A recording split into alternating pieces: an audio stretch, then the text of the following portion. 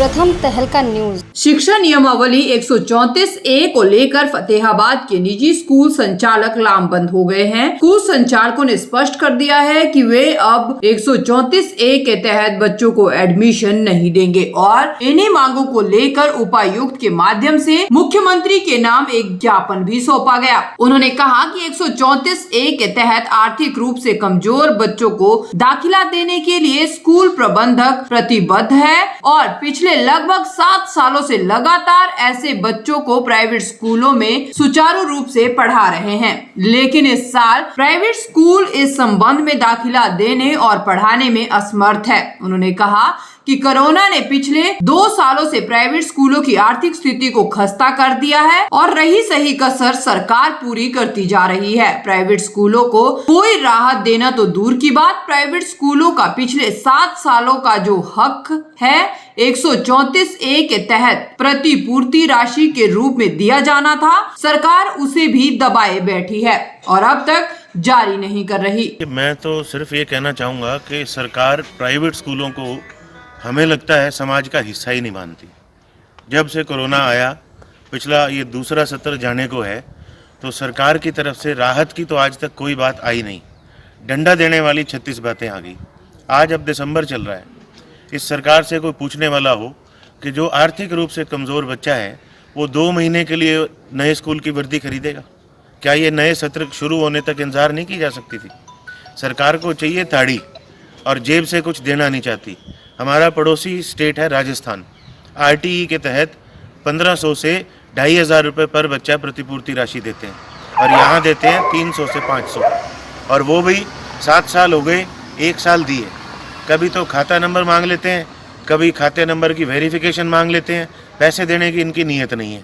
वो 300 से 500 रुपये प्राइवेट स्कूलों को दे नहीं सकते, 7 साल के बाकी हैं, और सरकारी स्कूल में एक बच्चे पे साल के लगभग 45 से 50 हज़ार रुपये खर्च करते हैं। मॉडल संस्कृति बना रखे हैं, वहाँ क्यों नहीं पढ़ाते बच्चों को 134A के तहत? अलग से स्कूल क्यों नहीं खोल देते?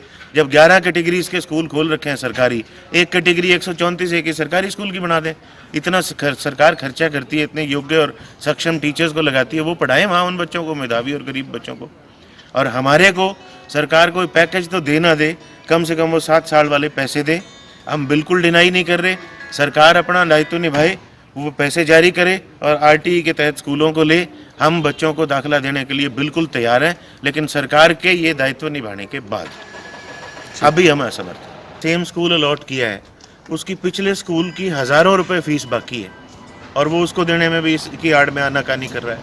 अब अधिकारियों के पास इस तरीके की शिकायतें आएंगी तो अधिकारियों से भी हमारा आग्रह है कि पिछली फ़ीस दिलवा दें उन बच्चों की कम से कम, उसके बाद आगे का जो भी प्रावधान हो वो सरकार के हिसाब से चलें, लेकिन उनकी पिछली फ़ीस कम से कम दिलवाना उनकी रिस्पॉन्सिबिलिटी बनती है। डी साहब और DO के माध्यम से मुख्यमंत्री हरियाणा सरकार को ज्ञापन देने के लिए आए हैं। 134A के जो दाखिले करने के लिए कहा गया है, उसके लिए प्राइवेट स्कूल काफ़ी समय से संघर्ष कर रहे हैं, मांग कर रहे हैं कि 134A के बच्चों को पढ़ाने में हमें किसी प्रकार का कोई ऐतराज़ नहीं। गरीब बच्चों को, आर्थिक रूप से कमज़ोर परिवारों को शिक्षा देना हमारा कर्तव्य है, लेकिन सरकार जो बार बार हमें आश्वासन देती है, वायदे करती है, उन्होंने जो एक राशि निश्चित की, आज तक 7 सालों में एक बार सिर्फ वो राशि दी गई है। हमें राशि नहीं दी गई, केवल आश्वासन दिया गया। हमारी मांग ये है कि जब सारे देश में RTE लागू है, केवल हरियाणा में 134A लागू करके प्राइवेट स्कूलों के साथ अन्याय किया जा रहा है।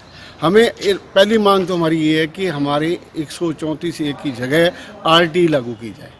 दूसरी मांग हमारी ये है कि जो हमारा पिछला बकाया पड़ा हुआ है सारा, वो बकाया हमें दिया जाए। तीसरी मांग हमारी ये है कि 9वीं से 12वीं तक के बच्चों का हमें 1 रुपया भी प्रतिपूर्ति के रूप में सरकार नहीं दे रही। केवल 1ली से 8वीं तक के बच्चों का 500 रुपये महीने के हिसाब से हमें वो राशि दी जा रही है, जबकि हमारा खर्चा 9वीं से 12वीं तक के बच्चों पर बहुत ज़्यादा है। टीचर उसमें सीनियर लगाने पड़ते हैं, सैलरी उनकी ज़्यादा होती हैं, लैब्स वगैरह उनकी सारे हमें मैनेज करनी पड़ती हैं, लेकिन उनका हमें कोई भी पैसा नहीं दिया जा रहा है।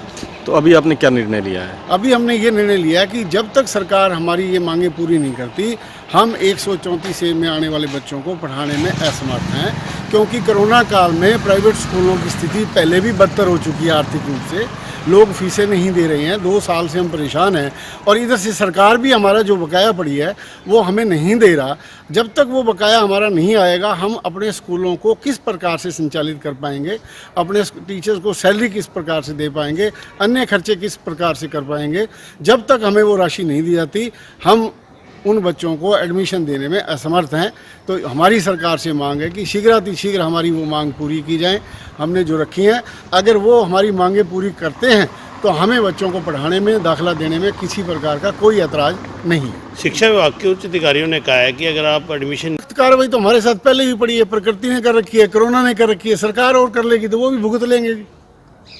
उसमें तो हमें कोई परेशानी नहीं है, जो होगा वो फिर देखा जाएगा। स्कूल वाली बात है। फिर आप अब बताओ सर। एक और नई बात इस बार जो इन्होंने धक्काशाही की है कि पहले जो बच्चे थे वो अपनी चॉइस का स्कूल लेते थे, लेकिन जिस स्कूल में बच्चा पढ़ रहा होता था उस स्कूल में एडमिशन नहीं होता। वहाँ फीस दे रहा है वो, वहाँ बच्चा वो फीस दे रहा है, वहीं पढ़ता था, दूसरे स्कूल में जाता था। इस बार क्या कहा है कि जो बच्चा जहाँ पढ़ रहा है वहाँ भी 134A में दाखिला ले सकता है। यानी कि वो 23 तारीख तक तो पूरी फीस दे रहा था, पूरा सिस्टम स्कूल का अडॉप्ट कर रहा था, वो एक संपन्न परिवार था और रातों रात ही वो जब 134A में आ गया तो वो बच्चा आर्थिक रूप से पिछड़े वर्ग में आ गया और उसको उसी स्कूल में ही दोबारा से प्रवेश लेने का अधिकार मिल गया। ये सरासर गलत है, सरासर अन्याय है। सेल्फ स्कूल जो है वो बिल्कुल नहीं होना चाहिए। बच्चा कम से कम स्कूल बदल के दूसरे स्कूल में जाए ताकि दूसरे बच्चों को तो ये एहसास कम से कम ना हो कि कल ये हमारे साथ बैठा था और आज ये 134A में आ गया। तो ये सरासर गलत है। एक बात प्रथम तहलका के लिए फतेहाबाद से सुनील कुमार की रिपोर्ट।